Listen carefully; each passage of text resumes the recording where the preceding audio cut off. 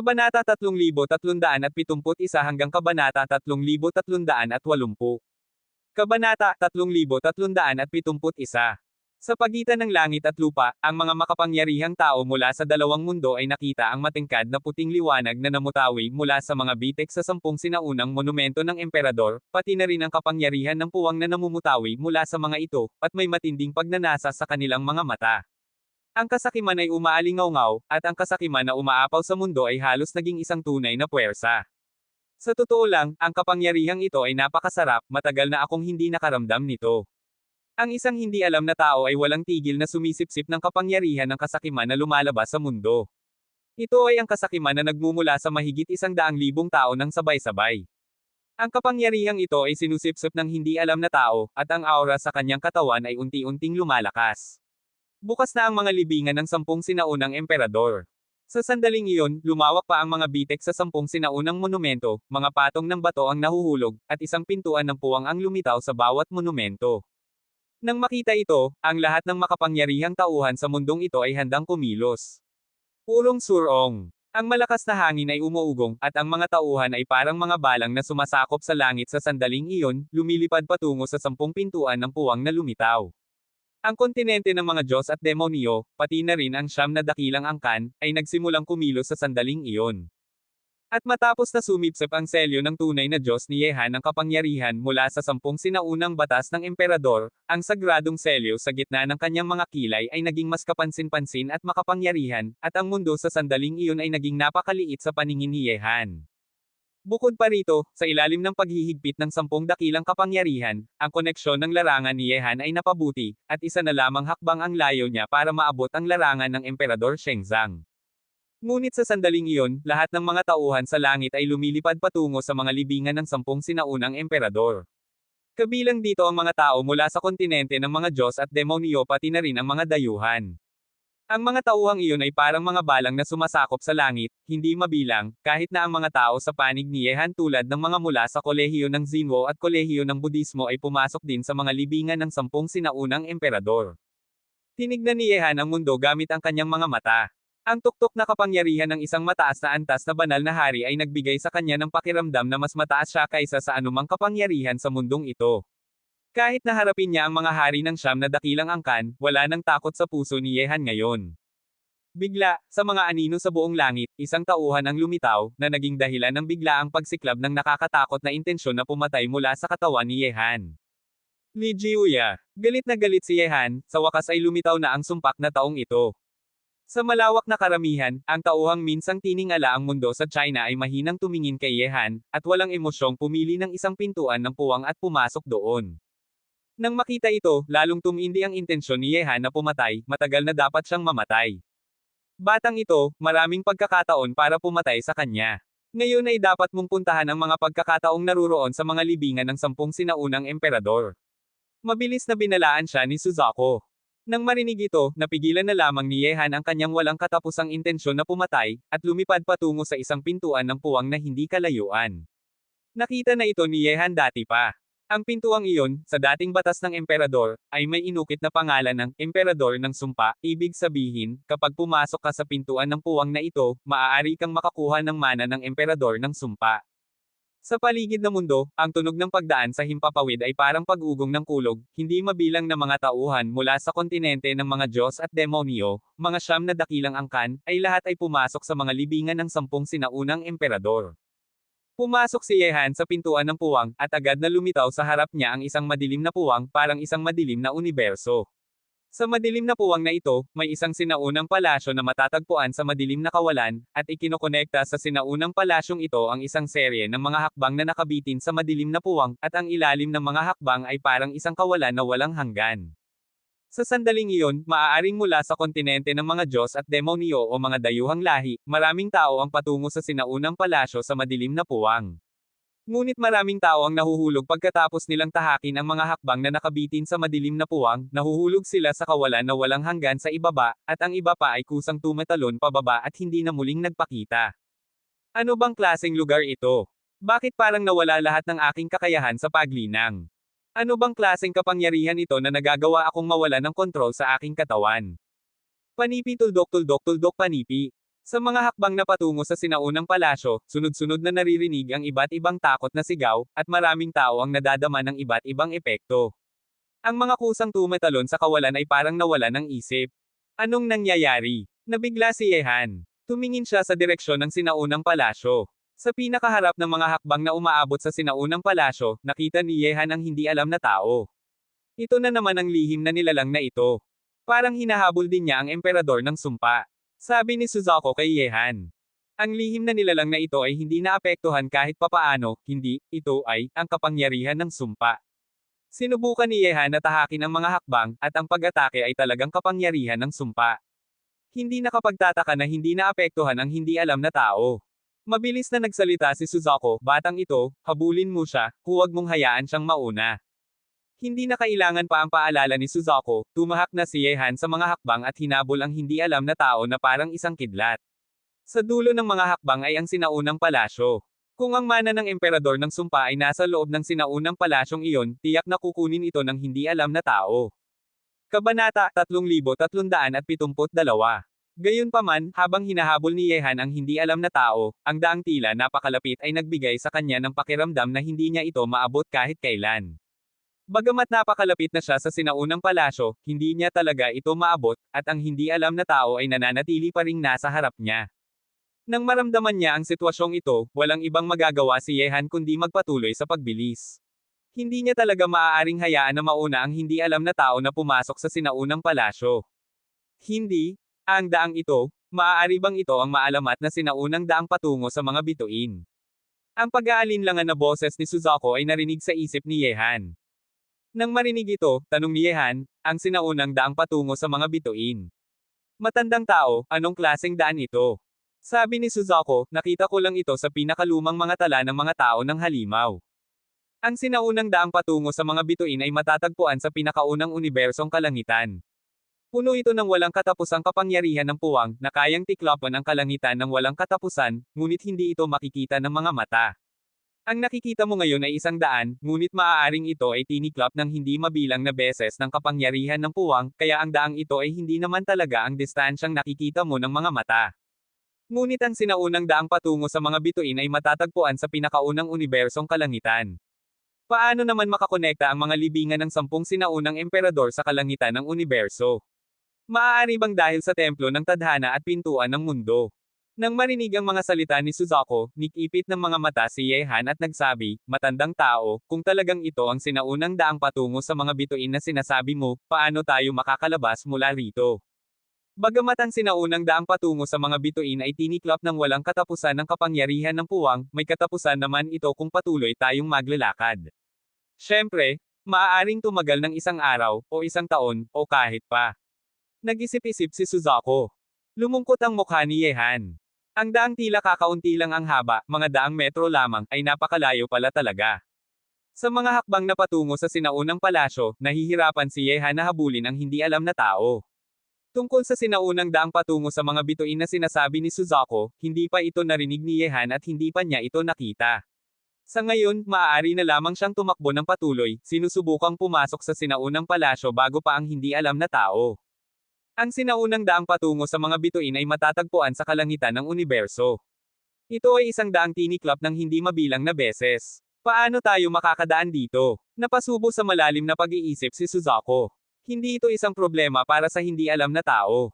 Gayunpaman, sa lahat ng mga batas sa katawan ni Yehan, wala talagang batas ng puwang, at hindi pa niya may master ang kapangyarihan ng puwang. Kung may kokontrol ni Yehan ngayon ang kapangyarihang iyon, baka huli na, baka pagkatapos maunawaan ni Yehan ang batas at kapangyarihan ng puwang, pumasok na ang hindi alam na tao sa sinaunang palasyo. Matandang tao, huwag kang pababayaan sa kritikal na sandaling ito. Nang makitang hindi na nagsalita si Suzaku, napangisi na lamang si Yehan at hinimok siya. Maaari na lamang niyang umasa kay Suzaku para makaisip ng paraan para sa sinaunang daang patungo sa mga bituin. Ang kapangyarihan ng puwang ay pawang totoo at haka-haka. Ang pagtitiklop ng puwang ay tila isang malalim na kapangyarihan, ngunit ito ay parang tiklop na lamang ng isang piraso ng papel ng paulit-ulit. Kung makakahanap tayo ng punto ng pagtitiklop, muli nang nag-isip-isip si Suzaku. Madaling sabihin ngunit mahirap gawin, ang paghahanap ng punto ng pagbabago sa sinaunang daang patungo sa mga bituin ay mangangailangan ng panahon kahit pa ng isang taong may kapangyarihan at batas ng puwang, paano pa kaya si Yehan na walang alam tungkol sa mga iyon at walang anumang tagumpay. Batang ito, ang lugar na ito ay ang libingan ng emperador ng sumpa. Ilabas mo ang iyong batas ng sumpa para tumugma sa kapangyarihan ng sumpa dito. Tingnan natin kung makakahanap ka ng paraan para sirain ito. Hindi sigurado ang boses ni Suzuko nang sabihin niya ito. Ngayon, ito na lamang ang maiisip niyang paraan. Itinayo ng emperador ng sumpa ang kanyang libingan dito. Bagamat konektado ito sa universo at kalangitan, hindi dapat ganito na lamang ang inayos na sinaunang daang patungo sa mga bituin na parang walang pag-asa. Dapat may mga butas ito, tingnan na lang kung may kaugnayan ito sa kapangyarihan ng sumpa. Nang sabihin niyon, habang tumatakbo, si Yehan ay walang pigil na naglabas ng kanyang sariling batas ng sumpa, na kumakalat sa buong madilim na mundong ito. Sa isang iglap nang ilabas ni Yehan ang kanyang sariling batas ng sumpa, may isang puwersa ng sumpa sa madilim na mundong ito na nagsama-sama, at magkakaugnay ito sa batas ng sumpa ni Yehan. Ang dalawang puwersang ito ay nagtutugma sa isa't isa, na naging dahilan para maramdaman ni Yehan na biglang nawala ang mga nakabitin na hakbang sa ilalim ng kanyang mga paa. Oo, sa sandaling iyon ay ganap na nakatayo si Yehan sa isang madilim na mundo na walang liwanag, hindi niya makikita ang kanyang mga daliri, kahit na ang sinaunang palasyo ay nawala na rin. Nang makita ang larawang ito, nabigla si Yehan. Bukod sa kanya, walang ibang tao sa madilim na mundong ito, parang siya lang ang buhay na nilalang dito. Pakiramdam niya ay mawawalan siya ng hangin. Agad na tinatag ni Yehan ang kanyang isip. Sa madilim na mundong ito, mayroon pa ring isang makapangyarihang puwersa ng sumpa. Ang batas ng sumpa ni Yehan ay patuloy na tumutugma dito. Ang dalawang puwersa ng sumpa ay patuloy na nagsasama-sama sa madilim na mundong ito habang lalong lumalawak ang sakop ng batas ng sumpa ni Yehan. Unti-unting kumalat ang isang malakas na pagtutugma na parang alon sa madilim na mundong ito, at pagkatapos ay ang kapaligiran sa paligid ay naging mga tanawing lumitaw sa isip ni Yehan. Nakita ni Yehan ang mga kabataan mula sa iba't ibang lahi sa kontinente ng mga Diyos at demonyo na tumatakbo sa mga hakbang, pati na rin ang ibang mga lahi. Nakita rin niya ang hindi alam na tao na nasa harap, at nakita niya ang sinaunang palasyo. Ang pakiramdam ni Yehan sa sandaling iyon ay parang isang ikatlong tao, nakatayo siya sa tuktok ng madilim na mundong ito at nanunood ng mga nangyayari sa kanyang harapan. Pagkatapos noon, patuloy na lumalapit si Yehan sa sinaunang palasyo, ngunit sa sandaling iyon ay hindi niya maramdaman ang kanyang katawan. Ang pakiramdam na ito ay napakabihira, parang ang kanyang kaluluwa ay naglalakbay sa kawalan, nanunood ng mundo mula sa ibang anggulo, napakabihira at misteryoso. Urong. Sa wakas, nang lumitaw si Yehan sa harap ng sinaunang palasyo, biglang naramdaman ng kanyang kaluluwa ang isang malakas na panginginig, parang ang kaluluwang umalis sa kanyang katawan ay biglang bumalik. Sa sandaling iyon, nang muling imulat ni Yehan ang kanyang mga mata, natuklasan niyang nakarating na siya sa pasukan ng sinaunang palasyo, at sa likuran niya ay naroon pa rin ang mga hakbang na patungo dito. Gayunpaman, nang lumingon si Yehan sa sandaling iyon, biglang natuklasan niyang maraming tao sa mga hakbang na nasa parehong lugar lang. Ang susunod na hakbang ay nasa kanilang harapan, ngunit hindi nila ito matatawid, parang hindi nila makikita ang daang napakalapit na lang. Ang pagtitiklop ng puwang, napakabihirang paraan. Nabigla si Yehan. Ang paggamit ng kapangyarihan ng puwang sa ganitong paraan ay kayang ikulong ang libu-libong sundalo sa isang pag-iisip lamang. Sabi ni Suzuko, ang kapangyarihan ng puwang ay isa sa mga pinakamahirap maunawaan na kapangyarihan sa lahat ng mga batas. Baka swerte ka, o baka tadhana na makapasok ka ng maling paraan sa ibang dimensyon, kaya mo itong malaktawan, makalaya sa tiniklop na puwang, at makarating dito. Nang marinig ito, hindi na nag-isip pa si Yehan. Dahil nakarating na siya sa palasyo, nakuha na niya na ang pagkakataon. Kabanata 3373. Sa ngayon, ang palasyong nasa harap ni Yehan ay naglalabas ng walang katapusang sinaunang kapangyarihan, ngunit walang anumang impormasyon na naiwan sa labas ng palasyo. Nang pumasok si Yehan sa palasyo, biglang natuklasan niyang wala roon kundi isang estatwa na may hawak na itim na scepter. Maaari bang ito ang estatwa ng mana na iniwan ng emperador ng sumpa? Isang malakas na liwanag ang kumislap sa mga mata ni Yehan. Mula nang mamaster niya ang batas ng sumpa, ang mana ng emperador ng sumpa ay isang bagay na kailangan niya. Pagkatapos makuha ito, tiyak na lalong lalakas ang kanyang kapangyarihan. Agad na, walang alinlangan, umupo si Yehan nang nakatirik ang mga paa, at ang kanyang diwa ay bumabalot sa estatwang may hawak na itim na scepter sa kanyang harap. Sa isang iglap nang bumabalot na ang diwa ni Yehan sa estatwa, isang napakaraming impormasyon at hindi mabilang na mga larawan ang ipinakilala sa isip ni Yehan. 10 malakas na sumpa, mana, pinagsama-samang katawan ng Dharma. Ang napakaraming impormasyon at mga larawan ay dumagsa kay Yehan, at ang walang katapat na sining ng pakikipaglaban na pinagsanayang harap ng emperador ng sumpa ay natural na nakuha niya. Sa napakaraming impormasyong ito, nalaman din ni Yehan ang mga lihim ng 10 sinaunang katawan ng Dharma.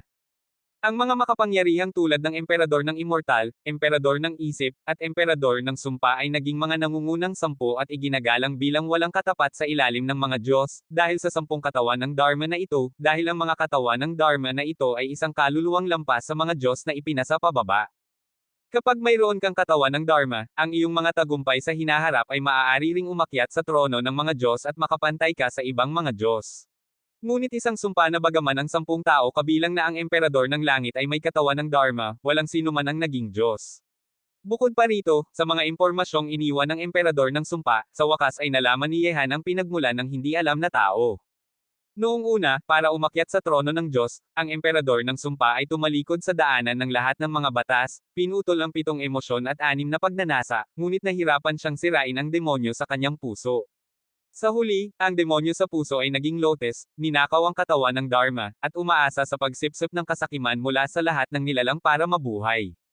Sa sinaunang palasyo, si Yehan ay sumisipsip ng impormasyon at mga larawan mula sa mana.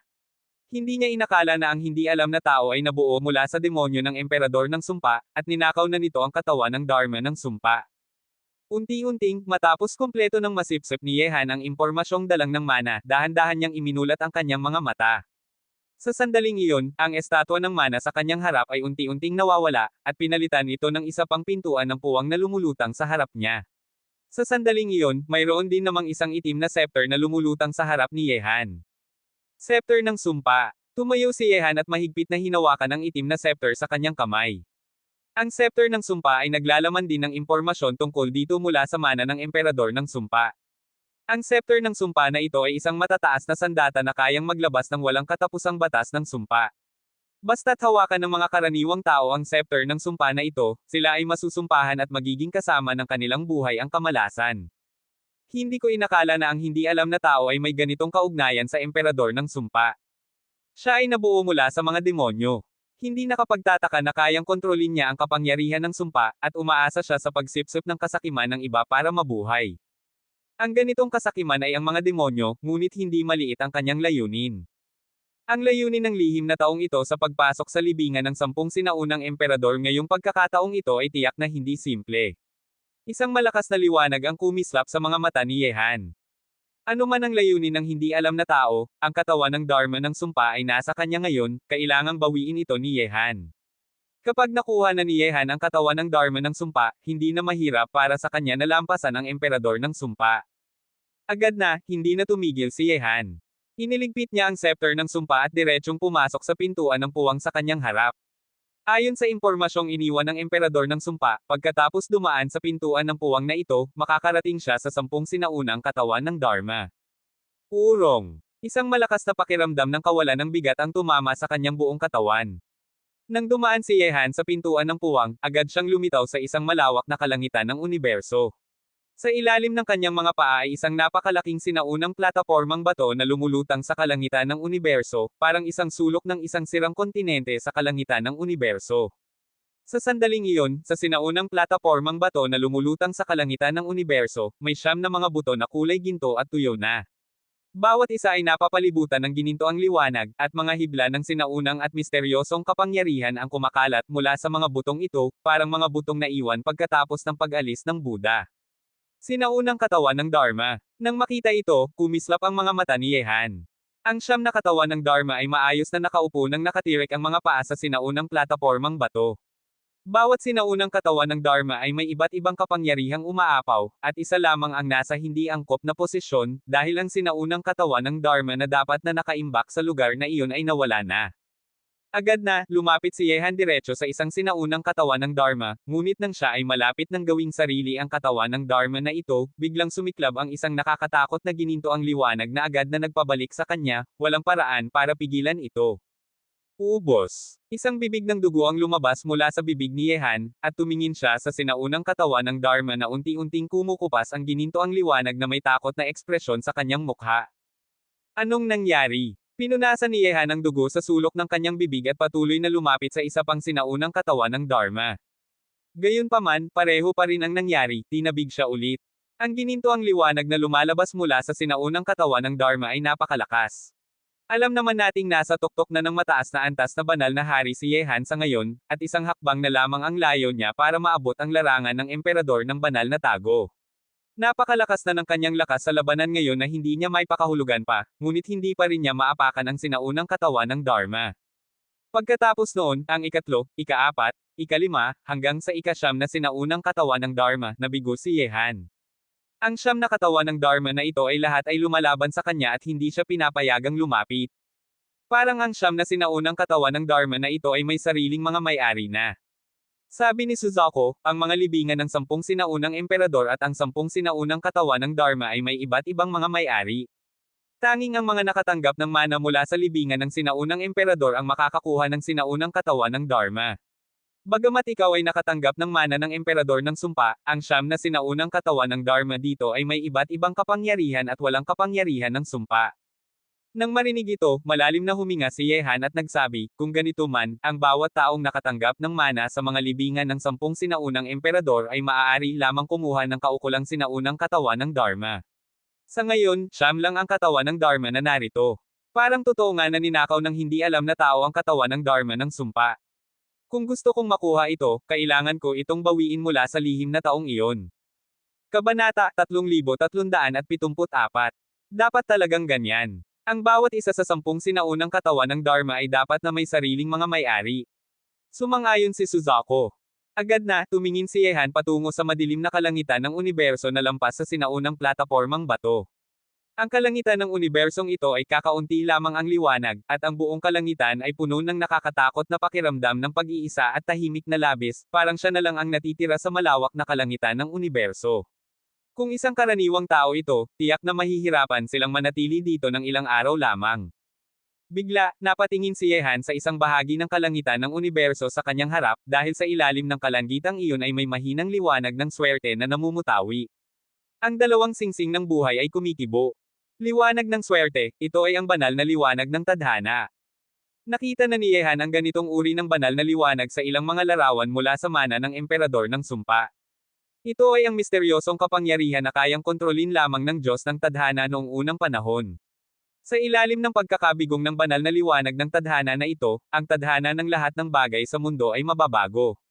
Sa isa sa mga larawang iniwan ng emperador ng sumpa, may eksenang naglalabanan ang emperador ng sumpa at mga dayuhang lahi.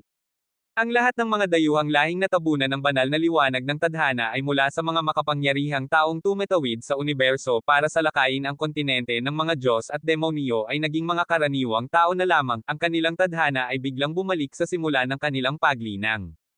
Nang maramdaman ang mahinang liwanag na namumutawi sa ilalim ng kalangitan ng universo sa kanyang harap, nabigla si Yehan. Ang banal na liwanag ng tadhana ay lumitaw sa ilalim ng kalangitang iyon, ibig sabihin, ang templo ng tadhana ay nasa ilalim ng kalangitan ng unibersong iyon. Maaari bang dahil sa templo ng tadhana? Nabigla si Yehan sa loob at nagsabi, ang mga libingan ng 10 sinaunang emperador ay ang susi para makapasok sa templo ng tadhana. Ngayon ay bukas na ang mga libingan ng 10 sinaunang emperador, at unti-unting naglalakbay patungo sa lugar kung saan naroroon ang mga sinaunang katawan ng Dharma. Kung patuloy tayong maglalakbay pa, makakarating tayo sa templo ng tadhana. Pagsingit ni Suzaku, at hindi na ito makapagpigil ng kalmado. Ang templo ng tadhana ay isang lugar kung saan mababago ang tadhana, at doon natutulog ang mga sinaunang Diyos. Tanungin mo man ang sino mang tao sa mundo, sino ba namang hindi umaasam na makapunta roon? Sa sandaling iyon, ang templong ipinasa mula sa huling panahon ay nasa kanyang harap na nagdulot sa kanya ng pagnanais na pumasok agad dito.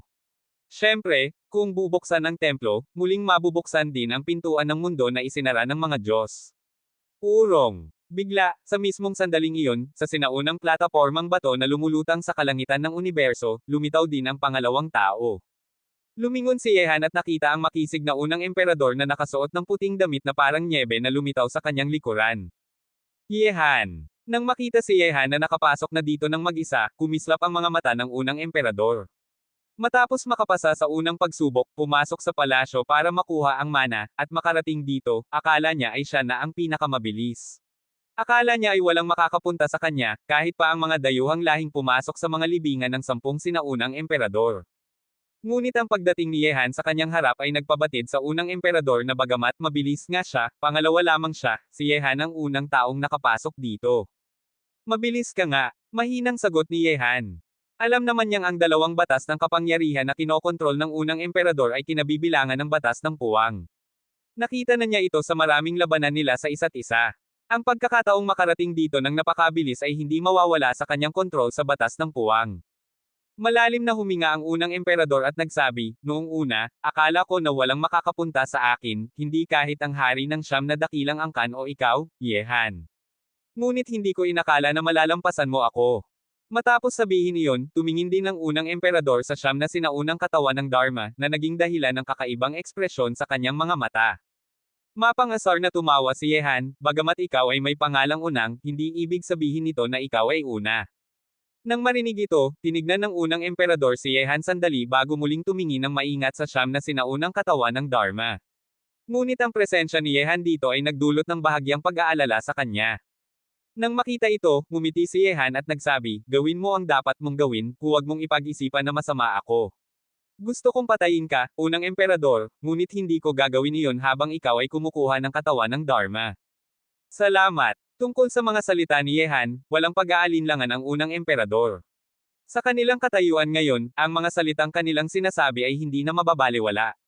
Sa limang walang katapat na tauhan, tanging sina Yehan at unang emperador lamang ang maaaring tawaging marunong magpakatao, dahil respeto nila ang kanilang mga kalaban, at ang resulta ng kanilang labanan ng buhay o kamatayan ay dapat na batay sa kanilang tunay na lakas. Agad na, pumili ang unang emperador ng isang sinaunang katawan ng Dharma. Pagkatapos ay nakita nilang namutawi ang banal na liwanag sa kanyang katawan na sumasaklaw sa sinaunang katawan ng Dharma. Ngunit hindi siya tinanggihan ng sinaunang katawan ng Dharma tulad ni Yehan kanina, ang sinaunang katawan ng Dharma na natabunan ng banal na liwanag ay unti-unting naging isang ginintoang Buddha na nagsasama sa katawan ng unang emperador. Sa isang iglap matapos magsama ang sinaunang katawan ng Dharma at ang katawan ng unang emperador, agad na naramdaman ni Yehan na ang aura ng unang emperador ay naging napakalakas saglit, bagamat mabilis na namalas ang aura na ito.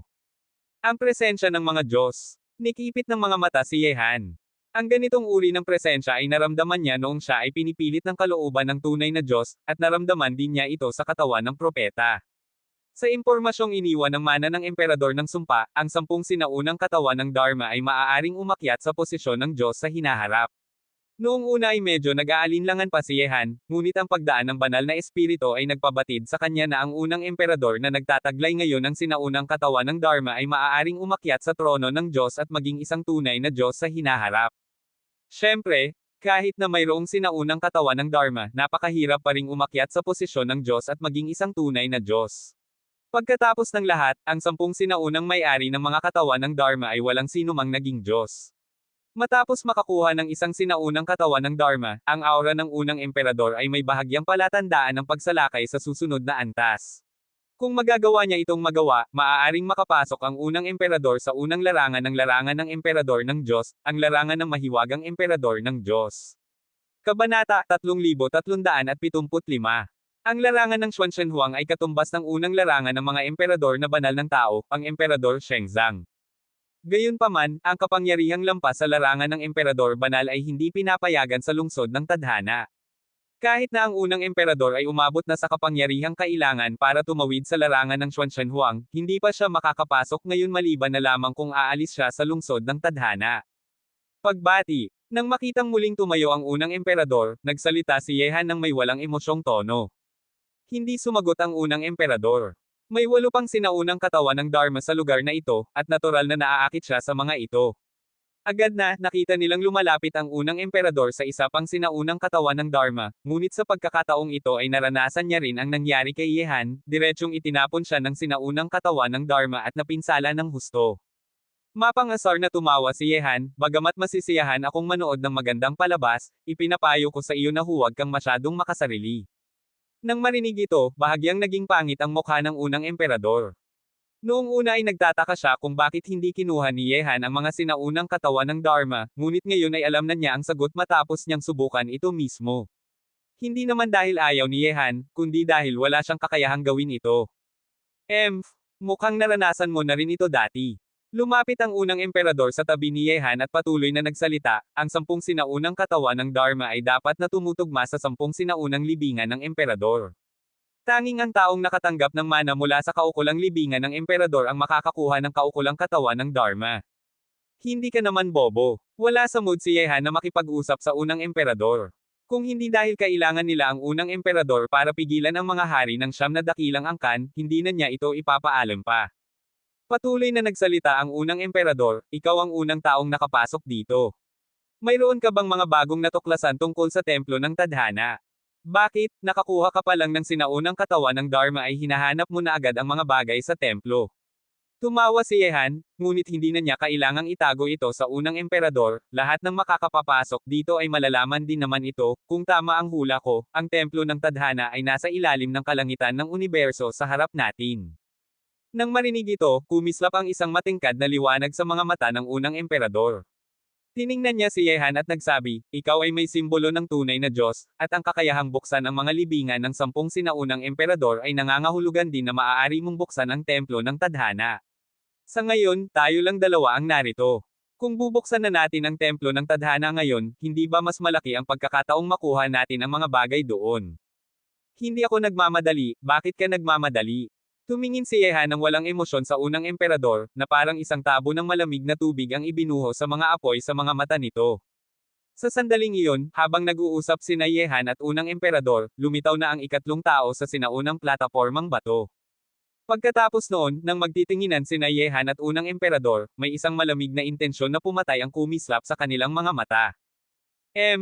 Ang lupain ng 10 sinaunang katawan ng Dharma, mukhang hindi na malayo ang templo ng tadhana. Ang lumitaw sa lugar na ito ay ang hari ng 3 mata mula sa angkan ng 3 mata. Kahit pa si Yehan ay medyo nagulat. Agad na, tumingin ang hari ng 3 mata kina Yehan at unang emperador at ngumiti ng malupit, hindi ko inakala na kayong dalawa mula sa mga Diyos at demonyo ang mauuna pang makapasok dito, hindi naman kayo mahina. Sabihin ninyo sa akin, nasaan ang templo ng tadhana? Kailan ito mabubuksan? Nang marinig ito, sabay na nikipit ng mga mata sina Yehan at unang emperador, ngunit hindi nila binigyang pansin ang hari ng 3 mata. Nang makita ito, kumislap ang isang intensyon na pumatay sa mga malupit na mata ng hari ng 3 mata, ang hari ko ay nagtatanong sa inyo ng isang bagay na may kinalaman sa buhay at kamatayan ninyo. Kailangan ba nating sagutin kaagad kapag ikaw ay nagtanong? Ano ka ba naman? Walang emosyon ang mukha ni Yehan. Isang hari ng 3 mata lang ito, hindi na siya natatakot sa anumang bagay ngayon. Gayunpaman, kaagad matapos sabihin ni Yehan iyon, ang galit na hari ng 3 mata ay hindi na napigilan pa ang puot sa kanyang puso. Isang nakakatakot na liwanag ng pagkawasak ang sumiklab mula sa kanyang ikatlong mata. Mga sumpak na nilalang, hinahanap ninyo ang kamatayan. Sa isang iglap, ang nakakatakot na liwanag ng pagkawasak ay tumusok patungo kina Yehan. Sa sandaling iyon, ang universo sa harap ni Yehan ay tinusok ng isang nakakatakot na black hole na diretsyong papunta sa kanya. Bagamat alam ng mga hari ng siyam na dakilang angkan na kailangan nila si Yehan para buksan ang templo ng tadhana, ang sobrang galit na hari ng 3 mata ay nakalimutan na ito. Bukod pa rito, napagdesisyonan na ng mga hari ng siyam na dakilang angkan na ang mga natatanging kabataan ng mga Diyos at demonyo tulad ni Yehan ay kailangang alisin sa huli. Napakalakas talaga ng lakas ng hari ng 3 mata. Sa lungsod ng tadhana, walang makakapaglaban sa kanya maliban na lamang sa iba pang 8 hari. Ngunit iyon ay noong una pa lamang. Kung hindi pa sumiklab ang kanyang lakas hanggang sa tuktok ng mataas na antas na banal na hari, maaaring natatakot pa si Yehan sa hari ng 3 mata. Ngunit ngayong tumindi na ang lakas ni Yehan, hindi na siya natatakot sa isang hari ng 3 mata. Harapin ang hari ng 3 mata, tahimik lamang ang mukha ni Yehan, naging dahilan ito para umatras ang unang emperador na handang tumulong. Matapos magsama sa sinaunang katawan ng Dharma, naramdaman ng unang emperador na tumindi ang kanyang lakas, ngunit hindi pa rin niya maunawaan ang lakas ni Yehan. Kinuha niya na lamang ang pagkakataong ito para makita kung gaano kalakas si Yehan. Kung matatalo si Yehan, hindi pa huli para siyang gumalaw. Sa tingin ko ikaw ang hinahanap ang kamatayan. Humakbang pasulong si Yehan, at nakita nilang pinagdikit niya ang kanyang dalawang daliri at tumuro patungo sa nakakatakot na black hole. Bigla na lamang sumiklab ang walang katapusang kapangyarihang pumuputok sa loob ng black hole. Sa ilalim ng pagsabog ng nakakatakot na puwersa, bahagyang nanginginig ang kalangitan ng universo sa paligid. Agad na, mabilis na umatras ang hari ng tatlong mata. Ang lakas ng isang turo ni Yehan ay parang nilalason ang kanyang ikatlong mata at parang malalaglag ito. Ngunit habang sinusubukan ng hari ng tatlong mata na umatras, hindi naman balak ni Yehan na bitawan siya. Kung may pagkakataon, hindi siya magpapakita ng awa sa mga dayuhang lahing ito. Alam din ni Yehan na hindi mabuti ang mga plano ng mga dayuhang lahi, kapag natulungan na nila silang buksan ang templo ng tadhana, tapos na ang kanilang tadhana. Kabanata 3376. Kaya naman, bago pa magsama-sama ang mga hari ng Siyam na dakilang angkan, dapat na mapatay ang isa sa kanila. Kung magkakaisa ang mga hari ng Siyam na dakilang angkan, kahit pa si Yehan na tumawid na sa tuktok ng mataas na antas na banal na hari ay hindi makakatalo sa kanila. Bastardo, seryoso ka ba? Nabigla ang puso ng hari ng tatlong mata. Ang pag-atake ng turo ni Yehan ay patuloy na papalapit, na nagdudulot sa kanya ng pakiramdam ng walang katapusang panganib. Sa kalangitan ng unibersong ito, wala siyang mapupuntahan para makatakas. Tama ka naman. Dahil gusto mo akong patayin, hayaan mong ako na ang magpadala sa iyo sa impyerno. Ang figure ni Yehan ay parang kidlat, at ang bilis niya ngayon ay mas mabilis pa kaysa sa unang emperador na nakokontrol na ang batas ng puwang, hindi makikita ang anumang bakas ng kanyang paggalaw. Huwag mong gawin iyan, bastard. Mamatay ka. Sa isang iglap matapos mabigkas ni Yehan ang mga salitang iyon, ang nakakatakot na turo niya na malapit na sa harap ng hari ng tatlong mata ay tumago sa ikatlong mata nito parang isang Diyos na pumapatay ng mga demonyo. Sa isang iglap, sumabog ang ulo ng hari ng tatlong mata, at ang kanyang malaking katawan ay nahulog at naging isang bangkay na walang ulo.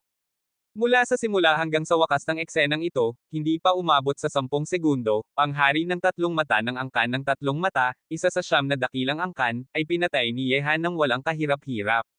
Ito ay nagdulot ng matinding pagkabigla sa unang emperador na nanunood ng labanan sa tabi. Ang bilis ng pagpatay ni Yehan sa hari ng tatlong mata ay muling nagpakita sa unang emperador kung gaano kalaki ang agwat sa pagitan nila, hindi niya kayang ihambing ang sarili kay Yehan.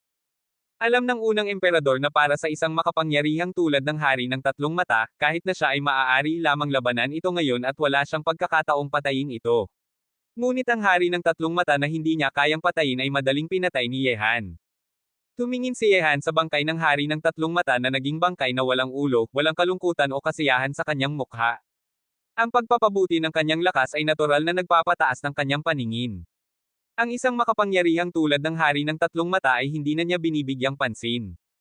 Gayunpaman, sa pamamagitan ng maikling labanan sa hari ng tatlong mata, nalaman ni Yehan na wala ng agwat sa pagitan niya at ng mga hari ng siyam na dakilang angkan, maaari pa nga niyang lampasan sila. Kahit na ang pinakamalakas na hari ng Immortal, hari ng Futo, at hari ng Shere sa siyam na dakilang angkan ay hindi na siya natatakot. Sa huli, hindi pa niya ginamit ang alinman sa kanyang mga espesyal na kasanayan noong patayin niya ang hari ng tatlong mata. Hanga ako. Lumapit ang unang emperador at nagsalita ng dalawang salitang ito mula sa kanyang puso. Tumayo siya sa tabi ni Yehan at nagsabi, ngunit kung papatayin mo ngayon ang hari ng mga dayuhan, magkakaroon ka ng malaking problema mamaya. Isa ng hari ng mga dayuhan ang namatay, may 8 pang natitira. Kung gayon, patayin natin sila isa-isa. Releksadong sabi ni Yehan. Ang dahilan kung bakit hindi pa niya binubuksan ang templo ng tadhana ay dahil gusto niyang makuha muna ang katawan ng Dharma ng sumpa bago ito buksan. Kung maaari niyang patayin dito ang lahat ng mga hari ng siyam na dakilang angkan, gagawin niya ito. Matapos patayin ang isang hari ng tatlong mata ngayon, lalong tumindi ang ideyang iyon sa isip ni Yehan, tutukayan niyang patayin ang mga hari ng siyam na dakilang angkan. Tumingin ang unang emperador sa nakangiting batang lalaki sa kanyang harap at muli namang nabigla ang kanyang puso. Ang pagiging kasabay sa panahon ng taong tulad niya ay kalungkutan para sa sinumang talino sa mundo. May agwat sa pagitan nila, at hindi naman walang dahilan kung bakit sila nahahampas sa kanyang paa. Sige, tutulong ako sa iyo. Bilang hinaharap na pinuno ng kontinente ng mga Diyos at demonyo, responsibilidad din ng aking unang emperador na patayin ang mga dayuhan. Malalim na huminga ang unang emperador. Sa pagkakataong ito, handa siyang tumulong kay Yehan na patayin ang mga dayuhan, hindi ito may kinalaman sa posisyon, kundi sariling gawain na maaaring gawin ng sama-sama kahit na magkaribal. Ngunit pagdating sa pagharap sa mga dayuhan, kahit na mga kaaway sa buhay o kamatayan ay dapat na magtulungan. Di nagtagal, matapos madaling patayin ni Yehan ang hari ng tatlong mata, dalawang hari ng mga dayuhan ang sabay na lumitaw sa sinaunang platapormang bato. Ito ay ang hari ng kadiliman at hari ng immortal, sila ay pumasok sa iisang sinaunang libingan ng emperador at pagkatapos ay nagkasama sila para makarating dito. Mga inapo ng mga Diyos at demonyo. Nakita ng hari ng kadiliman at hari ng immortal sina Yehan at unang emperador. Sa sandaling iyon ay nakatayo sila sa gitna ng sinaunang platapormang bato, at sa ilalim ng kanilang mga paa ay ang bangkay na walang ulo ng hari ng tatlong mata. Ito ba, ang matandang hari ng tatlong mata? Napansin ng hari ng kadiliman at hari ng immortal ang bangkay sa harap ni Yehan. Matapos makilala ang pagkakakilanlan nito, agad na sumiklab ang kanilang walang katapusang intensyon na pumatay. Mga sumpak na Diyos at demonyo, pinatay ninyo ang hari ng tatlong mata. Sabay na nagalit ang hari ng kadiliman at hari ng immortal. Hindi nila ma-imagine na sa mundong ito, bukod sa kanila, ang mga inapo ng mga Diyos at demonyo ay may lakas ring patayin ang hari ng tatlong mata. Parang hindi bulag ang mga mata ninyo. Ngayon, kayo naman ang susunod. Humakbang si Yehan at sinipa ang bangkay ng hari ng tatlong mata patungo sa hari ng kadiliman at hari ng immortal. Ang malaking bangkay na sumipa patungo sa kanila ay naging dahilan para sila ay sabay na umatake, pagsira-sira ng marahas sa bangkay ng hari ng tatlong mata hanggang sa mabulok ito at magkalat sa buong sinaunang platapormang bato. Mga batang bastard ng mga Diyos at demonyo, masyado kayong mapangahas, mamamatay kayo ngayong araw na ito. Sumiklab ang katawan ng hari ng kadiliman at lumaki ang mga pakpak sa kanyang likuran. Nang ibuka ang mga itim na pakpak na iyon, parang tinatakpan nito ang kalangitan ng universo. Sa sandaling iyon, ang paningin ni Yehan at unang emperador ay naging madilim na gabi, ang mahinang liwanag sa kalangitan ng universo ay natabunan ng malalaking pakpak ng hari ng kadiliman. Ang hari ng immortal ay may hawak na scepter ng mga immortal at binibigkas ang mga sinaunang salita ng pagbabanal, na nagdulot ng paglitaw ng isang mandirigmang immortal na 10 talampakan ang taas sa kalangitan ng universo. Ang buong katawan ng mandirigmang ito ay binubuo ng mga kalansay, at bawat bahagi nito ay may dalang walang katapusang presensya ng kamatayan. Nang makita ito, seryosong tumingin ang unang emperador sa mandirigmang immortal at handang gumalaw. Hindi, hayaan mong ako na lang ang magsanay sa dalawang ito. Lumitaw si Yehan sa harap ng unang emperador, at ang kanyang walang emosyong mga mata ay diretso na tumingin kina hari ng kadiliman at hari ng immortal na nagpakita ng walang katapusang kapangyarihan. Hindi ito kay abangan ni Yehan, ang lakas nina hari ng kadiliman at hari ng immortal ay katulad ng lakas ng hari ng tatlong mata, at harapin sila ay katulad ng harapin ang dalawang hari ng tatlong mata. Bukod pa rito, gusto talaga ni Yehan malaman kung ang pagsasama nina hari ng kadiliman at hari ng immortal ay magiging dahilan para ilabas niya ang kanyang buong lakas sa labanan. Nang makita ito, tahimik na umatras ang unang emperador sa tabi, ngunit patuloy pa rin siyang labis na nagulat, mag-isa nang haharapin ni Yehan ang dalawang hari ng dalawang iba't ibang lahi ng mga dayuhan. Kabanata 3377. Mga mapangahas na langgam, mamatay kayo. Ang 10 talampakan ng taas na mandirigmang immortal ay sumugod ng malaking kutsilyo kay Yehan, parang hahatakin nito ang kalangitan ng universo sa dalawang bahagi. Mga immortal lang kayo, tapusin na kayo. Bukas ang palad ni Yehan, at nang ibagsak niya ito, ang nakakatakot na bakas ng palad ay nabuo at pinipiga pababa ang mandirigmang immortal, isara ang langit at lupa. Boom! Ang nakakatakot na bakas ng palad ay nagbanggaan ng husto sa malaking kutsilyo ng mandirigmang immortal, at ang epekto ng kapangyarihang ito ay naging dahilan ng muli pang panginginig ng kalangitan ng universo sa paligid. Isang serye ng mga tunog ng pagkakasira ng mga buto ang narinig mula sa mandirigmang immortal, at ang kanyang 10 talampakan ang taas na katawan ay parang durog at mabulok sa ilalim ng palad ni Yehan. Gayunpaman, ang nakakatakot na presensya ng kamatayan ay tumama sa kanya, at ang katawan ng hari ng immortal ay nagsama na dito, nagsasama-sama sa 10 talampakan ang taas na mandirigmang immortal. Ang pagiging tugma ng dalawa ay naging dahilan para lalong lumakas ang aura ng mandirigmang immortal. Kutsilyo ng kadiliman. Bigla, ang malalaking pakpak ng hari ng kadiliman na parang tinatakpan ang kalangitan ng universo ay nanginginig, at ang siksik na parang ulan na kapangyarihan ng kadiliman ay naging matutulis na mahabang kutsilyo na madaling tumagos sa paglaban ng kalangitan ng universo patungo kay Yehan, parang gustong gawing hedgehog ang kanyang katawan. Ito na lang ba ang lakas ninyo? May intensyon na pumatay sa malamig na mukha ni Yehan, at pagkatapos ay biglang tumakbo patungo sa siksik na parang ulan na kapangyarihan ng kadiliman. Ang mga matutulis na mahabang kutsilyo na tumusok sa katawan ni Yehan ay nagdulot ng tunog ng pagbanggaan ng bakal at ginto sa buong kalangitan ng universo. Bilang ng kasalukuyang pisikal na katawan ni Yehan, maliban na lamang kung ito ay isang matataas na sandata, imposibleng makapinsala sa kanyang katawan. Bagamat makapangyarihan ang mga pamamaraan ng Hari ng Kadiliman, hindi pa rin ito maihahambing sa mga matataas na sandata. Nang makita ang batang lalaking tumatakbo patungo sa kanya sa ilalim ng pag-atake na parang bagyo, nabigla ang Hari ng Kadiliman. Paano nangyari na ang batang lalaking maingat sa angkan ng banal na balahibo ilang araw na ang nakalipas at itinuturing nilang mga langgam ay naging napakalakas? Ngunit wala ng oras para isipin ng Hari ng Kadiliman ang problemang ito. Matapos makapagtagumpay sa siksik na pag-atake na parang ulan, lumapit na si Yehan sa Hari ng Kadiliman, at pagkatapos ay itaas ang kanyang mga braso at sumuntok ng parang nagwawasak ng mundo, tumama ng malakas sa Hari ng Kadiliman. Mamatay ka! Ang nakakatakot na puwersa ay tumama. Tulad ng angkan ng banal na balahibo, ang Hari ng Kadiliman na kilala sa bilis ay nanginginig ng mga pakpak at handang tumakas mula sa kalangitan ng unibersong ito. Ngunit sa kanyang isip, ang kanyang kapangyarihan ng kaluluwa ay sapilitang hiniwa. Boom! Ang epekto ng puwersa ay labis na marahas. Sa ilalim ng nakakatakot na suntok ni Yehan, kalahati ng malaking katawan ng Hari ng Kadiliman ay sumabog, at sapilitang hinaila ni Yehan pababa ang pares ng mga pakpak na parang tinatakpan ang kalangitan ng universo. Ang malaking bangkay ay lumulutang sa madilim na kalangitan ng universo, ang buong eksena ay labis na marumi ng dugo. Isang hari ng mga dayuhan ang namatay ng malungkot sa kamay ni Yehan. Sa sandaling iyon, natakot ang Hari ng Immortal na muling sumugod kay Yehan. Ang Hari ng Kadiliman na katumbas ng lakas niya ay brutal na pinatay ng batang lalaki ng mga Diyos at demonyo, na nagdulot sa kanya ng pagnanais na tumakas para mabuhay. Kayo naman ang susunod. Lumingon si Yehan, tinitingnan ang nakakatakot na malaking kutsilyo na bumababa patungo sa kanyang katawan. Pagkatapos ay nakita nilang inilabas niya ang kanyang malaking kamay at direktang hinawakan ang malaking kutsilyo na bumababa sa kanyang palad. Ang paghahatid ng nakakatakot na lakas ay naging dahilan ng panginginig ng sinaunang platapormang bato sa ilalim ng mga paa ni Yehan. Hindi maganda. Natakot ang Hari ng Immortal at agad na humiwalay sa katawan ng mandirigmang Immortal, tumakas ng husto patungo sa madilim na kalangitan ng universo sa paligid. Gusto mong umalis, posible ba? Ang kalangitan ng unibersong ito ay magiging libingan mo. Ang katawan ni Yehan ay parang liwanag at kuryente, na mabilis pang lampas sa Hari ng Immortal at humadlang sa kanya.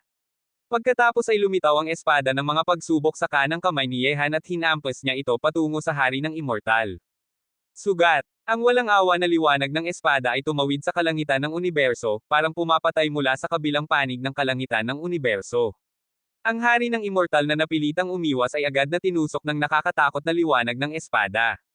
Batang lalaki ng mga Diyos at demonyo, tumigil ka, hindi ka ba natatakot sa aming siyam na dakilang angkan? Natakot ang Hari ng Immortal, ang isang hampas ng espada ni Yehan kanina ay halos kumitil ng kalahati ng kanyang buhay. Kabanata 3378 Mga dayuhan, lahat ng tao sa aming kontinente ng mga Diyos at demonyo ay puputulan ang inyong mga ulo. Bukod pa rito, hindi ba't marami na ring mga henyo mula sa kontinente ng mga Diyos at demonyo ang nangangaso sa inyong siyam na dakilang angkan sa lungsod ng tadhana? Lumundag si Yehan sa kalangitan ng universo, na may hindi maipagkakailang bilis, at lumitaw na parang isang Diyos ng kamatayan sa harap ng Hari ng Immortal. Muli niyang ibinaba ang espada ng mga pagsubok, at ang liwanag ng espada na parang bahaghari ay tinabyunan at binigyan ng liwanag ang madilim na kalangitan ng universo sa paligid. Ang Hari ng Immortal ay direktang namatay sa ilalim ng nakasisilaw na liwanag ng espada. Sa ngayon, ang dalawang hari ng mga dayuhan ay parehong pinatay ni Yehan. Kahit pa sina Hari ng Kadiliman at Hari ng Immortal ay hindi makapigil kay Yehan, at hindi pa rin sila karapat-dapat na pilitin si Yehan na gumamit ng anumang lihim na kasanayan. Mula nang makipaglaban si Yehan sa dalawang hari ng mga dayuhan at patayin silang dalawa sa huli, ang unang emperador sa kanyang tabi ay nanatiling nagulat mula sa simula hanggang sa wakas. Noong una pa lamang, ang mabilis na pagpatay ni Yehan sa Hari ng Tatlong Mata ay nagdulot na ng pagkabigla sa unang emperador. Ngunit sa sandaling iyon, muli pang pinatay ni Yehan ang dalawang hari ng mga dayuhan na nagkasama. Hanggang ngayon, tatlong hari ng mga dayuhan ang namatay sa kamay ni Yehan. Ang Hari ng Tatlong Mata, Hari ng Kadiliman, at Hari ng Immortal, bawat isa sa mga hari ng mga dayuhan na ito ay may nakakatakot na kapangyarihang makapigil sa apat na walang katapat na tauhan tulad ng unang emperador. Hindi pa banggitin na harapin ang dalawang hari ng mga dayuhan ng sabay. Ang pagsasama ng dalawang hari ng mga dayuhan ay hindi nakapilit kay Yehan na ipakita ang kanyang tunay na lakas. Sa huli, sa kaalaman ng unang emperador, marami pang lihim na kasanayan si Yehan na hindi pa niya ipinakita ng labanan niya ang dalawang hari ng mga dayuhan. Sa sandaling iyon, muli pang walang pag-aalinlangan na pinatay ni Yehan ang dalawang hari ng mga dayuhan. Ang kanyang lakas ay muling binago ang pag-unawa ng unang emperador sa kanya. Patay ang tatlong hari ng sunod-sunod. Malalim na huminga ang unang emperador. Anong antas ng praktisya ng katumbas ng lakas ni Yehan ngayon? Emperador Shenzang. Baka naman, ang kasalukuyang lakas ni Yehan sa labanan ay hindi na kasing simple ng Emperador Shenzang. Hindi bababasa, ang mga praktisyang bagong lamang nakapasok sa larangan ng Emperador Shenzang ay hindi makakatalo kay Yehan na nasa antas lamang ng mataas na antas na banal na hari. Kung ang isang matandang Emperador Shenzang ang gumawa ng aksyon, maaaring may lakas silang labanan si Yehan. Nang maisip ito, sumiklab ang walang katapusang damdaming makipaglaban sa mga mata ng unang emperador. Hindi siya natatakot na ang kalaban ay masyadong malakas, natatakot siya na ang kalaban ay masyadong mahina o wala ng kalaban. Kung mayroong kalaban, para sa unang emperador, mayroon siyang motibasyon na magpatuloy pasulong. Sa ngayon, ang hindi karaniwang lakas ni Yehan sa labanan ay lalong nagpasigla sa determinasyon ng unang emperador na lampasan siya. Kung maaari mong tahasang lampasan ang ganitong lakas na kalaban sa hinaharap, mas makakatanggap ka ng kasiyahan, at mas makabuluhan ang buhay. May 7 pang natitira. Matapos patayin sina Hari ng Kadiliman at Hari ng Immortal, tahimik pa rin si Yehan. Siyempre, kahit napatayin ang tatlong hari ay nagbigay sa kanya ng pagkakataong patayin ang lahat ng 9 na hari ng mga dayuhan. Ang pagsasama nina Hari ng Kadiliman at Hari ng Immortal ay hindi nakapilit sa kanya na maabot ang kanyang limitasyon, nang harapin ang natitirang 7 hari ng mga dayuhan, lalong naging kumpiyansa si Yehan. Pagbati, patay mo ang 3 hari ng sunod-sunod. Lumapit ang unang emperador at nagsalita, may 7 pang hari ng mga dayuhan. Kung maipapatay natin silang lahat dito, maaari na nating pigilan ang pagbubukas ng pintuan ng mundo. Nang marinig ito, umiling si Yehan at nagsabi, hindi naman sigurado. Bagamat hindi ako masyadong marunong tungkol sa pagkakaroon ng pintuan ng mundo matapos pumasok sa lungsod ng tadhana, isang matandang tao ang minsang nagsabi sa akin, ang pagdating ng kalamidad sa lalong madaling panahon o sa huli ay nakadepende rin sa atin mismo, at kailangan nating pumasok sa templo ng tadhana at pumunta sa lugar kung saan natutulog ang mga sinaunang Diyos at demonyo para malaman ang sagot.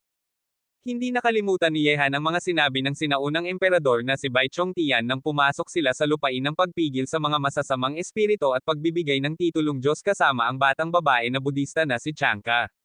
Hindi rin niya nakalimutan ang sinabi nito na ang pagdating ng kalamidad sa lalong madaling panahon o sa huli ay nakadepende sa atin mismo. May pakiramdam si Yehan na kahit na hindi buksan ng mga dayuhan ang pintuan ng mundo, darating pa rin ang kalamidad mula sa labas ng teritoryo. Siyempre, ito ay lamang isang hinala pa lamang ni Yehan ngayon. Bakit naman nakadepende sa mga tao ng kontinente ng mga Diyos at demonyo kung kailan darating ang kalamidad? Hindi pa rin alam ni Yehan ang sagot dito, marahil, sa pamamagitan lamang ng pagpasok sa templo ng tadhana, sa lugar kung saan natutulog ang mga sinaunang Diyos at demonyo, ay makakakuha siya ng mas maraming sagot. Nang marinig ang mga salita ni Yehan, nikipit ng mga mata ang unang emperador. Kung ganito man, ano naman ang dahilan kung bakit ang pagdating ng kalamidad ay may kinalaman sa kontinente ng mga Diyos at demonyo? Urong. Bigla, sa sinaunang platapormang bato na naroroon sa kalangitan ng universo, lumitaw na naman ang isang tao. Tumingin siya kina Yehan at unang emperador na nakarating na dito, ngumiti ng bahagya at nagsabi, mukhang kayo na ang dalawa ang nakarating sa harapan, hanga ako sa inyo. Hindi ka rin mabagal, higanteng demonyo. Ikaw ang ikatlong tao mula sa kontinente ng mga Diyos at demonyo na nakarating dito. Walang emosyong sabi ng unang emperador. Nang marinig ito, agad na napansin ni Wang Chui ang mabangis na amoy ng dugo sa sinaunang platapormang bato.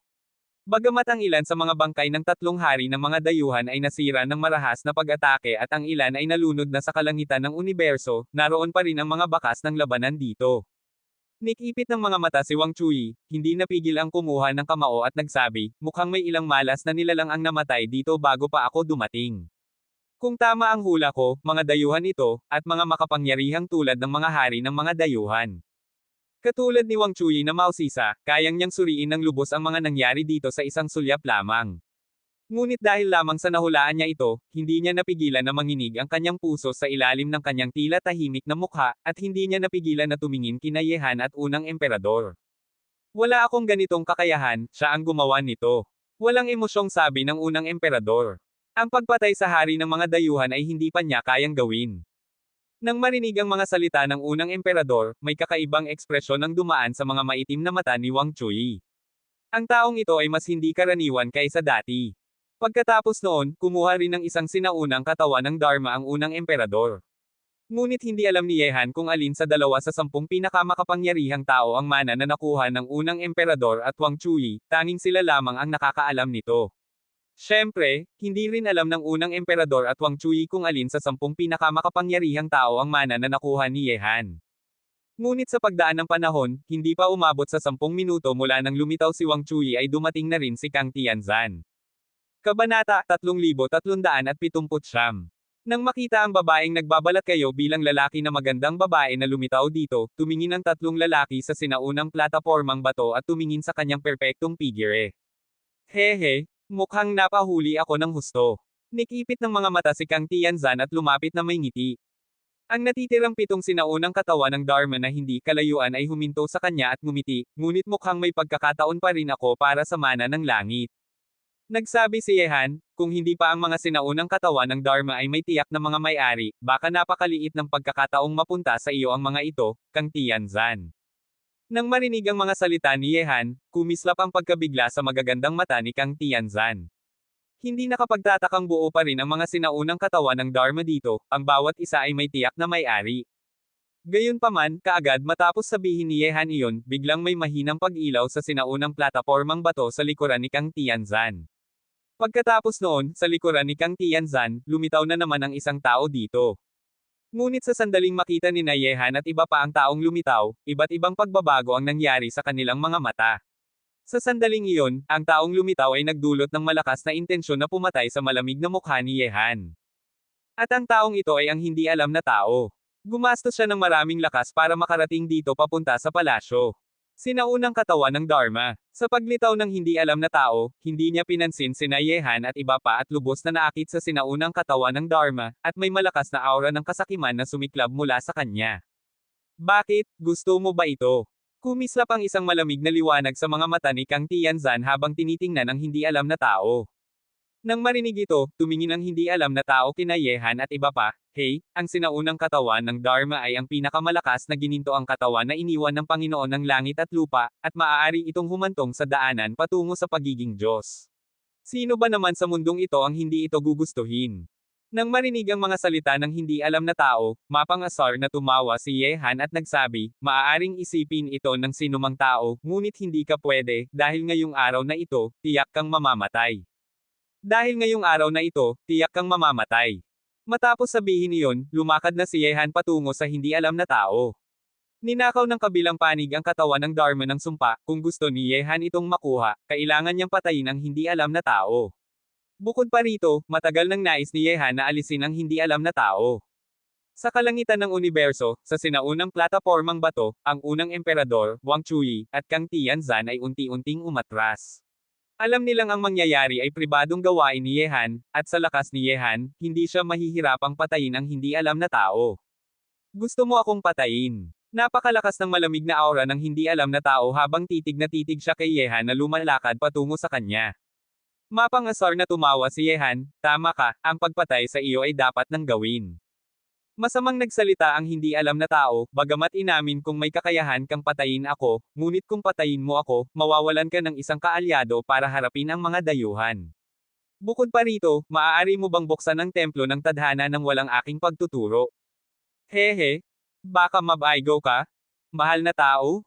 Dahil bago pa ito, pinatay na niya ang 3 hari ng mga dayuhan, at hindi na niya kailangan ng iyong tulong bilang kaalyado. Ngumiti ng bahagya si Wang Chui. Tungkol sa hindi alam na tao, nais din patayin ni Wang Chui na nakipagtulungan dito dati, dahil napakadelikado ng kabilang panig, at isang sakuna ito kung patuloy na mabubuhay. At, sa tingin mo ba ikaw lang ang nakakaalam kung paano pumasok sa templo ng tadhana? Ngumiti rin si Kang Tianzan at nagsabi, ang selyo ng Diyos ay maaaring buksan ang mga libingan ng 10 sinaunang emperador, at hindi lamang ikaw ang nakakaalam ng lihim sa pagbubukas ng templo ng tadhana. Kaya naman, ano pa ang silbi mo kung mabubuhay ka pa? Nang marinig ito, bahagyang naging hindi mapakali ang malamig na aura ng hindi alam na tao. At, kung hindi ako nagkakamali, hindi ka maaaring pumasok at umalis dito ng libre, hindi ba? Kaya naman, ang pagpatay sa iyo dito ay ang tanging paraan. Agad na nagsalita ang unang emperador. Sa iba't ibang lugar sa labas, maaaring lumitaw ang hindi alam na tao kahit saan at anumang oras, at kahit na makapasok sa bawat lugar ng libre. Noong panahong iyon, napakahirap talagang patayin siya. Ngunit sa ngayon, ang hindi alam na tao ay nakipagtulungan kay Yehan at iba pa para pumasok sa mga libingan ng 10 sinaunang emperador, at kahit na para pumasok sa templo ng tadhana. Hindi na siya maaaring pumasok at umalis dito ng libre tulad ng dati. Kapag pumasok ka na rito, hindi ka na maaaring umalis hanggang sa makarating sa templo ng tadhana. Tumingin si Yehan sa hindi alam na tao at malamig na nagsabi, mayroon ka bang mga huling salita? Dahil ikaw ay ang demonyo ng emperador ng sumpa, mabibigyan kita ng pagkakataong sabihin ang lahat ng gusto mong sabihin. Mukhang marami kang alam. Sa ngayon, bukas na ang hidwaan, at may kakila-kilabot na kapangyarihan ng sumpa na umaalingaw-ngaw mula sa hindi alam na tao. Sa ilalim ng kanyang itim na balabal, may mahihinang mga hibla ng gininto ang liwanag na namumutawi. Noong una, ang emperador ng sumpa ay gumawa ng lahat para umakyat sa trono ng Diyos, maging isang tunay na Diyos, sa pilitang ihiwalay ang kanyang pinakamadilim na bahagi sa kanyang katawan, at ibigay ito sa langit at lupa. Sa kasamaang palad, kahit na ganoon pa man, sa huli ay naging isang dakot na lupa lamang siya at inilibing sa kalangitan ng unibersong ito na hindi nakakakita ng araw. Ngunit hindi niya inakala na sa huli ay magsasama ang kanyang katawan ng Dharma at ang kanyang pinakamadilim na bahagi. Ngayon ay mayroon na akong isang sinaunang katawan ng Dharma. Kapag nakakuha ako ng isang tunay na katawan ng Diyos, ako na ang magiging pinuno ng mundong ito, ako na ang tanging tunay na Diyos sa mundong ito, at lahat ng bagay sa mundo ay dapat na sumunod sa akin. Parang baliw ang tinig ng hindi alam na tao, at lalong nagiging marahas ang kapangyarihan ng sumpa sa kanyang katawan. Siya ay ang pinakamadilim na bahagi ng emperador ng sumpa, na nabuo mula sa demonyo sa kanyang puso, at ang bahaging ito ay tila ganap na ipinakita sa sandaling iyon. Hindi ba't natutulog ang tunay na Diyos sa templo ng tadhana? Tanong ng unang emperador na may pag-iingat. Hey! Natutulog. Mapangasar na tumawa ang hindi alam na tao, isinara nila ang pintuan ng mundo sa halaga ng kanilang pagtulog. Sa tingin mo ba ay makakagising sila pagkatapos ng libu-libong taon ng pagtulog? Wala nang tunay na Diyos sa mundong ito. Hindi nakapagtatakang hindi kita nakita ng buo. Mukhang nakapagpasya ka ng agawin ang katawan ng tunay na Diyos. Dapat kong sabihin, baliw ka talaga. Lumabas ang intensyon na pumatay sa mga mata ni Wang Chui. Kung matagumpay ang hindi alam na tao, hindi ito mabuting bagay. Nagsabi si Kang Tianzan, ngayon ko lang nalaman na ikaw ay pumunta rito para sa katawan ng tunay na Diyos. Baka ito na ang tanging layunin mo sa lungsod ng tadhana sa loob ng libu-libong taon. Kabanata 3380. Sa sandaling makuha ko ang katawan ng tunay na Diyos at maisama ito sa akin, maaari akong maging ang tanging Diyos sa mundo at kontrolin ang lahat. Bukod pa rito, hindi ba't kailangan ninyo ako ngayon, ang hinaharap na tunay na Diyos, para tulungan kayong labanan ang kalamidad mula sa labas ng teritoryo? Malamig na nagsalita ang hindi alam na tao, bukod pa rito, nakalimutan kong sabihin sa inyo na kahit na hindi buksan ng mga dayuhan ang pintuan ng mundo sa huli, sa sandaling pumasok kayo sa templo ng tadhana, bubuksan pa rin ang pintuan ng mundo. Sa oras na iyon, ako, ang tanging Diyos sa mundo, ang pag-asa ninyo. Karapat-dapat ka bang maging Diyos? Mapang-asim na sabi ni Yehan, sa malaking kalamidad mula sa labas ng teritoryo, tiyak na magkakaroon ng mga mahusay na tao, walang katapat na henyo, at hindi matatalo na makapangyarihan sa aming kontinente ng mga Diyos at demonyo para labanan ito. Bukod pa rito, kahit na ikaw ay maging Diyos sa huli, isa kang peking Diyos lamang. Ano pa ang silbi mo? Kaya naman, tanggapin mo na ang tadhana mong mamatay. Urong. Matapos mabigkas ang mga salita, gumawa na ng aksyon si Yehan laban sa hindi alam na tao. Ang taong ito ay lubos na mapangahas at mapanganib. Ang mga bagay na hindi pinapangarap ng iba ay pinapangarap niya, at ang mga bagay na hindi ginagawa ng iba ay ginagawa niya. Kahit na hindi siya kalaban ni Yehan, gusto pa rin itong alisin ni Yehan. Ang nakakatakot na batas ng sumpa ay naging liwanag ng sumpa at sumaklaw. Nang dumating ang walang katapusang batas ng sumpa, nawala ang itim na balabal na nakatikip sa hindi alam na tao na naging baliw na sa maraming taon, at pinalitan ito ng isang ginintoang sinaunang katawan ng Dharma. Ngunit sa loob ng ginintoang sinaunang katawan ng Dharma na ito ay may isang itim na madilim na kapangyarihan na umaalingaw-ngaw. Batang lalaki, kung patayin mo ako, wala nang lakas ang kontinente ng mga Diyos at demonyo para labanan ang ibang mga lahi. Talagang gagawin mo ba ito? Baliw at natatakot ang hindi alam na tao. Kinokontrol niya ang sinaunang katawan ng Dharma at handang tumakas patungo sa kalangitan ng universo. Ang batas ng sumpa ni Yehan ay ang tanging kapangyarihang makakapigil at makakapapatay sa kanya. Paano mo mapapagligtas ang kontinente ng mga Diyos at demonyo? Sa sandaling talagang maging Diyos ka, iyon na ang kalamidad na haharapin ng kontinente ng mga Diyos at demonyo. Mawala ka na, hindi ka dapat umiral sa mundong ito. Humakbang pasulong si Yehan, at ang liwanag ng sumpa ay sumaklaw sa hindi alam na tao, na hindi siya pinapayagang tumakas mula sa paligid ng sinaunang platapormang bato. Pagkatapos noon, sa harap ng mga mata ng unang emperador at iba pa, isang serye ng mga nakakatakot na hiyaw ang naririnig mula sa sinaunang katawan ng Dharma na natabunan ng liwanag ng sumpa. Makikita ng mga mata na ang itim na madilim na kapangyarihan sa loob ng sinaunang katawan ng Dharma ay unti-unting nilalamon ng batas ng sumpa, at sa huli ay ganap na nawala sa kalangitan ng unibersong ito. Sa pagkawasak ng hindi alam na tao, wala nang madilim na kapangyarihan sa sinaunang katawan ng Dharma.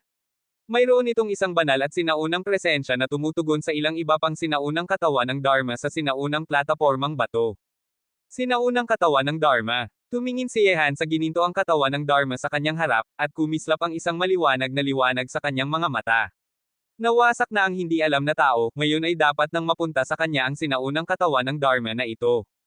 Ang 10 sinaunang katawan ng Dharma ay mga bagay na iniwan ng mga nilalang na lampas sa mga Diyos noong nakaraang panahon. Ayon sa hindi alam na pinagmumulan, ang mga ito ay iniwan ng Panginoon ng langit at lupa, kaya naman, tila lampas na sa mga sinaunang Diyos ang Panginoon ng langit at lupa na ito. Ang pagkolekta ng sinaunang katawan ng Dharma at pagsasama nito sa sarili ay hindi isang mahirap na gawain. Sa sandaling magsama ang sinaunang katawan ng Dharma sa pangunahing katawan, katumbas na naging ganap na sinaunang katawan ng Dharma ang butot balat ng praktisyan. Ang ganitong uri ng sinaunang katawan ng Dharma ay hindi pa rin taglay ng mga emperador ng tao, emperador ng Diyos, hari ng demonyo, at mga banal na halimaw ng kontinente ng mga Diyos at demonyo. Gayunpaman, matapos magsama ang sinaunang katawan ng Dharma sa kanyang sarili, agad na napansin ni Yehan na ang kanyang pisikal na katawan ay nagbago ng kalidad. Ang kanyang mga kalamnan ay kasing higpit ng bakal at puno ng walang katapusang kapangyarihang pumuputok. Bagamat hindi pa umangat ang katawan ng digma ng mga banal na baliw, dumobble naman ang kanyang pisikal na katawan. Ang pagsasama ng katawan ng Dharma ay talagang makapagpapalakas sa aking pisikal na katawan hanggang sa kritikal na punto ng larangang ito. Nabigla si Yehan. Sa kasalukuyan, ang katawan ng digma ng mga banal na baliw ni Yehan ay nasa ikalawang larangan pa rin ng Nirvana Shaocheng, hindi pa rin ito nakapasok sa Nirvana Docheng. Gayunpaman, ang kasalukuyang lakas ng pisikal na katawan ni Yehan ay lampas na sa larangan ng Nirvana Shaocheng. Kahit pa ang nagtatag ng mga banal na baliw ay hindi kasing lakas nito noong nasa larangan ng Nirvana Shaocheng pa lamang ito. Ang hinaharap ng sinaunang katawan ng Dharma ay humahantong sa tunay na Diyos. Ngayon, ang pagsasama ng katawan ng Dharma ay nagdoble ng aking pisikal na katawan, ngunit ang larangan ng pisikal na katawan ay nasa larangan pa rin ng Nirvana. Kung magpapatuloy ito, sa sandaling maabot ng katawan ng digma ng mga banal na baliw ang ika-4 na larangan at makamit ang pagkakumpleto, maaari akong makapasok sa larangan ng emperador ng langit gamit ang aking pisikal na katawan. Nabigla si Yehan. Noong una, ang banal na baliw ay isang hakbang na lamang ang layo para makapasok sa larangan ng emperador ng langit, ngunit sa kasamaang palad ay nabigo ito sa huli. Mula noong unang panahon, hindi pa rin niya narinig na may sinumang nakamit ang larangan ng emperador ng langit gamit ang kanilang katawan. Sa mga sinaunang mana, hindi rin niya natagpuan ang sinumang nakagawa nito noong nakaraang panahon. Ngayon, ang kanyang pisikal na katawan ay nadobol mula sa orihinal nitong antas. Kung mapapaunlad ni Yehan ang katawan ng digma ng mga banal na baliw hanggang sa tuktok, magkakaroon siya ng pagkakataong maging emperador ng langit gamit ang kanyang pisikal na katawan. Sa oras na iyon, makakaya ni Yehan na makipagkompetensya sa ibang mga emperador ng langit gamit lamang ang lakas ng kanyang pisikal na katawan. Kasama pa ang kanyang pagsasanay sa mga sining ng digma, ang lakas ni Yehan sa labanan ay magiging isa sa mga pinakatakot na emperador ng langit sa larangan ng mga emperador ng langit. Nang maisip ito, hindi napigilan ni Yehan na maging masigasig. Ang mga mandirigmang nagpapalakas ng kanilang katawan ay napakahusay na sa lakas ng labanan, halos hindi matatalo sa parehong larangan. Sa sandaling maging emperador ng langit ang kanilang katawan, makakabasag sila ng mundo sa bawat kilos. Unti-unting pinigilan ni Yehan ang kanyang kasigasigan. Bagamat tila maganda ang daan sa hinaharap, alam ni Yehan na malapit nang matapos ang kanilang paglalakbay sa lungsod ng tadhana. Pagkatapos bumalik sa lupain ng mga Diyos at demonyo, kung hindi niya ligtas na malalampasan ang kanyang sariling kalamidad, ang tila magandang daan na ito ay walang kabuluhan lamang. Matapos perpektong maisama ang katawan ng Dharma ng sumpa, sa wakas ay binuksan ni Yehan ang kanyang mga mata. Si Kang Tianzan ay kumuha ng sinaunang katawan ng Dharma na para sa kanya. Sa ngayon, sa sinaunang platapormang bato sa kalangitan ng universo, may 6 na sinaunang katawan ng Dharma na naghihintay para sa kanilang tunay na mga may-ari na kumuha ng mga ito. Kami ay 4 na tao at mayroon ng 4 na sinaunang katawan ng Dharma. Iniisip ko kung sino pa ang magiging maswerteng makakuha pa. Nagpalitan sila ng tingin, at pagkatapos ay patuloy na naghintay sa kalangitan ng unibersong ito. Bagamat nakuha na ni Yehan ang katawan ng Dharma ng sumpa, bago buksan ang templo ng tadhana, kailangan niyang patayin ang lahat ng mga hari ng Siyam na dakilang angkan dito. Bagamat sinabi ng hindi alam na tao na sa sandaling buksan ang templo ng tadhana, kahit na hindi pa buksan ng mga dayuhan ang pintuan ng mundo, bubuksan pa rin ito, ngunit narating na ni Yehan ang ganitong punto, hindi na niya ito maaalala pa. Ang templo ay nasa kanyang harap na at kailangang buksan ito, pumunta sa lugar kung saan natutulog ang mga sinaunang Diyos at demonyo, at alamin ang lahat. Pagkatapos noon, sa loob ng susunod na 1 oras, 2 tao pa mula sa kontinente ng mga Diyos at demonyo ang dumating sa kalangitan ng unibersong ito. Ang mga dumating ay ang nangungunang general ng mga Diyos at ang Emperador Yu Honghuang na binantayan ni Yehan. Sa pagdating ng dalawa, kumuha sila ng 2 sinaunang katawan ng Dharma pa, may 4 na sinaunang katawan ng Dharma na natitira. Lubos na nasiyahan si Yehan sa bilis ni Yu Honghuang, mabuti ba, alam mo ba ang kasalukuyang sitwasyon ng iba? Umiling si Yu Honghuang at nagsabi, pumasok ako sa libingan ng banal na kaguluhan at maraming mga halimaw ang aking naranasan, ngunit hindi ko nakita ang iba pa. Hindi ko pa nakikita si Basiya, mukhang nasa isa pang libingan pa rin siya ng pinakabanal na halimaw. Sa 5 walang katapat na tauhan ng kontinente ng mga Diyos at demonyo, tanging si Prinsipe Basiya pa lamang ang hindi pa nakarating sa kalangitan ng unibersong ito. Sa 10 sinaunang libingan ng emperador, 2 lamang ang libingan ng pinakabanal na halimaw. Ngayon ay nasa isa na si Yu Honghuang, at isang pagkakataon na lamang ang natitira para sa Prinsipe Basiya.